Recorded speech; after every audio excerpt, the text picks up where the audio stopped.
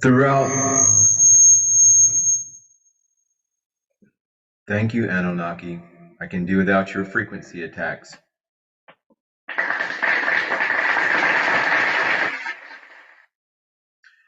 Throughout the Gospels, we see that the Western disciples of Jesus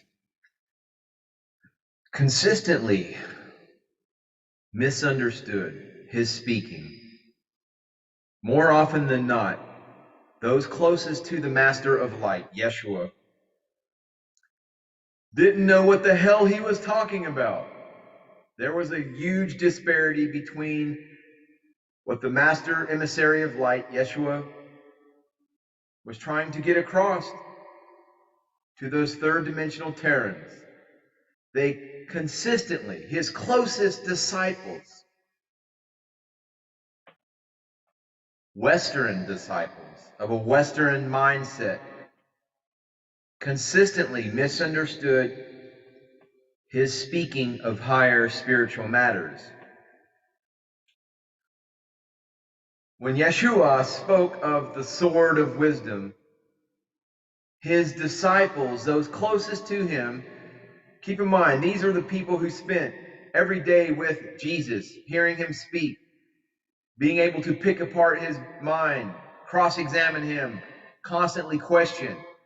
When they heard Jesus speak of the sword of wisdom, these closest disciples showed him swords of metal to assure him they were well equipped. That's in Luke chapter 22, verses 36 through 38. When the Master of Light, Yeshua, warned them against the leaven of the scribes, I think that means taxes, we'll see, and Pharisees, they thought he was complaining that they did not have any bread. Is it any wonder that he said to them, "Perceive ye not yet, neither understand? Have ye your heart yet hardened? Having eyes, see ye not, and having ears, hear ye not? How is it that ye do not understand?" Even in the moment of his final departure from them, their words showed that they still believed the kingdom of God was an earthly political entity and not the realm of spirit. You can refer to Acts chapter 1, verse 6.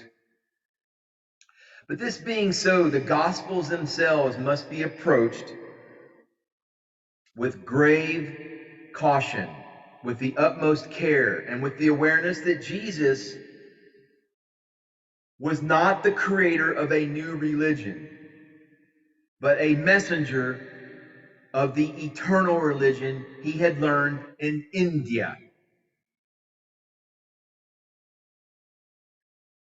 As a priest of the St. Thomas Christian Church of South India once commented,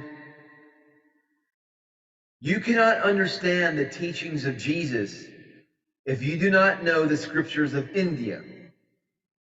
And if you do know the scriptures of India, you can see where, however well-intentioned they may have been, the authors of the Gospels often completely missed the point and garbled the words and ideas they heard from Jesus, even attributing to him incidences from the life of Buddha and mistaking his quotations from the Upanishads, the Bhagavad Gita, and so on and so forth, the doctrines original to him, to Dhammapada, one of the Bodhisattvas.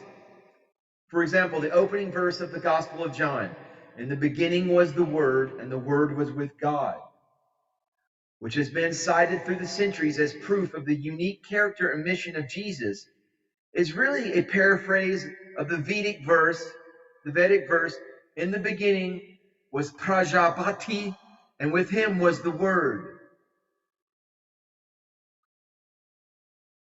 So if anything, you, dear esteemed, honorable, notable viewer, without trying to get into this realm of 3D fallen ego,